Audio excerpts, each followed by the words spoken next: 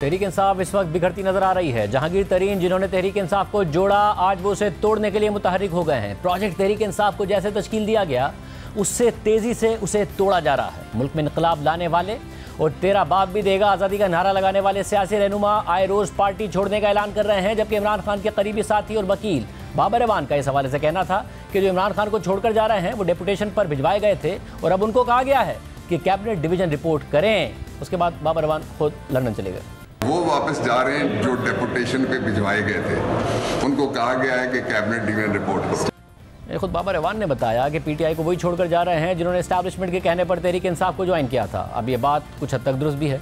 2002 तक तहरीक इंसाफ एक शख्स की जमात थी और वो शख्स खुद इमरान खान थे। इमरान खान का शुमार उन चंद सियासतदानों में होता है जिन्होंने जनरल मुशर्रफ के 2002 के मुतनाज़ तरीन रेफरेंडम में उनके हक में वोट दिया और इनके इक़दामात का दिफा किया। फिर जनरल मुशर्रफ ने मुल्क में इलेक्शन कराए और इमरान खान को उम्मीद थी कि जनरल मुशर्रफ के जरिए उन्हें इलेक्शन में 100 सीटें मिलेंगी, मगर जनरल मुशर्रफ ने 100 सीटों पर इमरान खान को चैलेंज किया और इमरान खान इस वजह से जनरल मुशर्रफ से नाराज़ हो गए। ये बात को जनरल मुशर्रफ ने बताई। और फिर अचानक नवंबर 2002 में इमरान खान ने वज़ारत उस्मा के उम्मीदवार के लिए जनरल मुशर्रफ के उम्मीदवार ज़फरुल्लाह जमाली की जगह मौलाना फजल रहमान को वोट दे दिया। उन मौलाना फजल रहमान को जिन्हें आज इमरान खान बुरे अलक़ाबात से नवाजते हैं। और जनरल मुशर्रफ के वज़ारत उस्मा के उम्मीदवार और बाद में वज़ीर आज़म बनने वाले ज़फरुल्लाह जमाली ने 3 साल पहले इमरान खान के वज़ीर आज़म होते हुए एक इंटरव्यू में एतराफ़ किया कि 2002 में इमरान खान ने मुझे कहा था कि मैं तुम्हें वज़ीर आज़म बनने के लिए वोट दूंगा, लेकिन जब वोट देने की बारी आई तो इमरान खान ने यह कहकर इनकार कर दिया कि मुशर्रफ ने मुझे वज़ीर आज़म बनाने का कहा था। इमरान खान और जनरल मुशर्रफ के रास्ते इस वजह से जुदा हुए क्योंकि जनरल मुशर्रफ ने उन्हें वज़ीर आज़म का उम्मीदवार नहीं बनाया था। जनरल मुशर्रफ से इमरान खान के रास्ते तो अलग हो गए, मगर वो सियासत में मुतहर्रिक थे। ये वो वक्त था जब बेनज़ीर भुट्टो और नवाज शरीफ दोनों मुल्क से बाहर थे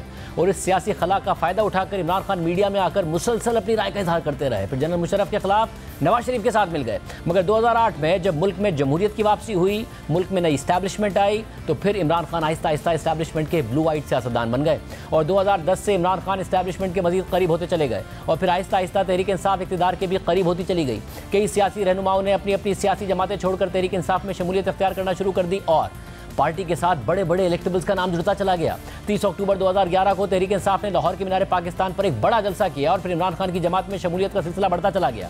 परवेज़ इलाही जो इस वक्त तहरीक इंसाफ के सदर हैं और माजी में काफ लीग के रूह रवां थे, उनकी जमात भी इस दौरान टूट फूट का शिकार हो गई और काफ लीग से कई अहम रहनुमाओं ने तहरीक इंसाफ में शमूलियत अख्तियार करना शुरू कर दी और साबिक DGI lieutenant general Ahmad Shuja Pasha पर भी तहरीक इंसाफ और इमरान खान की हिमायत का इल्ज़ाम लगता रहा। तहरीक इंसाफ के मौजूदा सदर और काफ लीग के साबिक रहनुमा परवेज़ इलाही ये तस्लीम कर चुके हैं कि जनरल पाशा ने उनकी पार्टी तोड़कर उनके लोगों को तहरीक इंसाफ में शामिल करवाया और चौधरी शुजात को भी इमरान खान से राब्ता कराने की पेशकश की।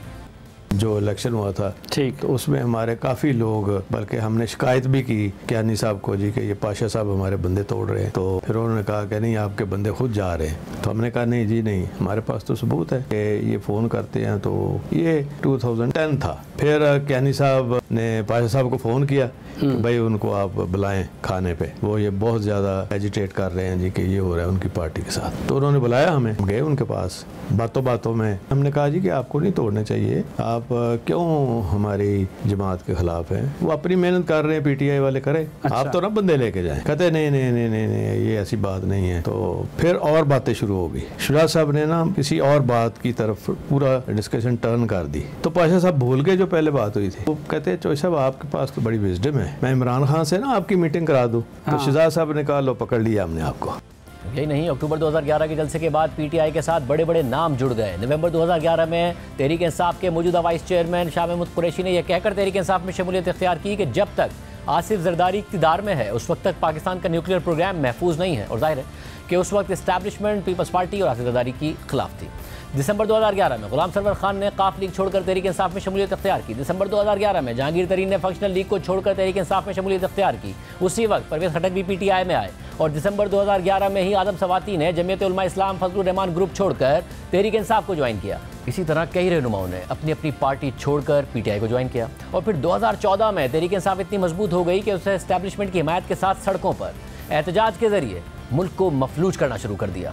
और उस वक्त इमरान खान बार बार अंपायर की उंगली की बात करते थे और नवाज शरीफ को मुखातिब करते हुए कहते थे कि जब अंपायर की उंगली ऊपर उठती है तो पवेलियन जाना पड़ता है और अंपायर की उंगली ऊपर उठने वाली है, सिर्फ यही नहीं। 2014 के धरने के दौरान इमरान खान खुशी खुशी राहिल शरीफ से मिलने गए। तहरीक इंसाफ के बानी रहनुमा और सीनियर कानूनदान और इस वक्त भी इमरान खान के वकील हामिद खान ये बता चुके हैं कि इमरान खान जब गाड़ी में आर्मी चीफ के साथ मिलने जा रहे थे तो वो इतने खुश थे कि मुझे शर्मिंदगी हो रही थी। इसके अलावा इस दौरान साबिक DGI ज़हीरुल इस्लाम भी इमरान खान के करीब रहे और कुछ दिन पहले तक जनरल ज़हीरुल इस्लाम बल्दियाती इंतखाबात के दौरान इमरान खान के लिए मुहिम चला रहे थे। नून लीग के मरहूम रहनुमा और साबिक वफाकी वजीर मुशाहिदुल्लाह खान ने अगस्त 2015 में BBC को एक इंटरव्यू में बताया और दावा किया कि 2014 में इस्लामाबाद तहरीक इंसाफ और अवामी तहरीक के धरनों के दौरान जनरल ज़हीरुल इस्लाम ने बतौर DGI एक साजिश तैयार की थी जिसके जरिए वो फौजी और सिविल क़यादत को हटाकर मुल्क पर कब्जा करना चाहते थे। बाद में ख्वाजा आसिफ ने इस बात की तस्दीक भी की और फिर बाद में खुद नवाज शरीफ ने कह दिया कि ज़हीरुल इस्लाम ने पैगाम भेजा था कि आप इस्तीफ़ा दे दें और घर चले जाएं। ज़हीरुल इस्लाम साहब उन्होंने जनाब कहा कि जी नवाज शरीफ साहब आप इस्तीफा दे दें, पैगाम भेजा और आप घर चले जाएं। ये धरनों के दौरान की बात है, धरनों की उस पीरियड की बात है। I should step down and go home. मुझे आके ये पैगाम मिलता है in the middle of the night. साथ में ये भी कि जी अगर आप नहीं करेंगे तो फिर नताइज भुगतने पड़ेंगे, माशाल्लाह भी लग जाएगा। तो मैंने कहा कि अच्छा भी जो होना है वो हो जाए, आपने जो करना है वो कर लें, लेकिन मैं वो इस तरह से स्टेप डाउन करने वाला नहीं हूँ, मैं इस्तीफा नहीं दूँ।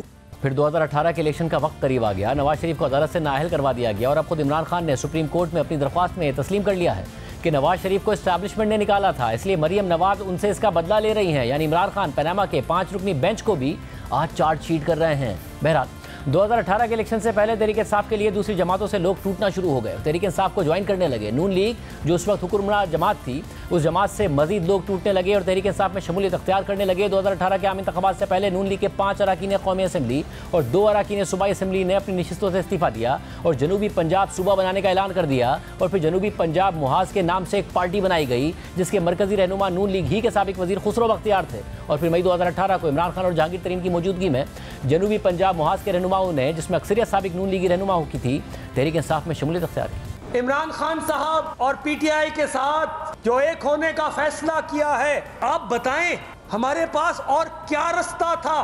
खान साहब का दिल की एतार गहराइयों से मशकूर हूँ। और फिर खुसरो बख्तियार के पास एक दफ़ा फिर कोई रास्ता नहीं था और तहरीक इंसाफ छोड़ गए। 9 मई के दिलसोज वाक़यात ने मुझे मजबूर कर दिया है कि मैं पाकिस्तान तहरीक इंसाफ के सियासी फलसफे दूर हो जाऊं और मैं इस सियासी फलसफे के साथ अब नहीं चल सकता। बहरहाल 2018 के इंतखाबात हुए और तहरीक इंसाफ ने वफाक में इत्तेहादियों के साथ मिलकर हुकूमत बनाई। तहरीक इंसाफ के इत्तेहादियों में रातों रात बनने वाली जमात बलूचिस्तान अवामी पार्टी भी थी, यानी उस वक्त की इस्टेब्लिशमेंट ने जो सियासी जमात बलूचिस्तान में तश्कील दी थी और उसके जरिए नून लीग की बलूचिस्तान की हुकूमत गिराई गई थी और सेनेट में नून लीग को उसकी नशिस्तों से महरूम किया गया था। फिर उसी बलूचिस्तान अवामी पार्टी ने वफाक और सूबे दोनों में तहरीक इंसाफ की हिमायत की और MQM जो उस वक्त इस्टेब्लिशमेंट के निशाने पर थी और कमज़ोर पोजीशन पर थी, उसने भी तहरीक इंसाफ की हिमायत का ऐलान कर दिया। मगर पंजाब का सूबा तहरीक इंसाफ के लिए चैलेंज बन गया और इस चैलेंज को भी इस्टेब्लिशमेंट की मदद के साथ अबूर कर लिया गया।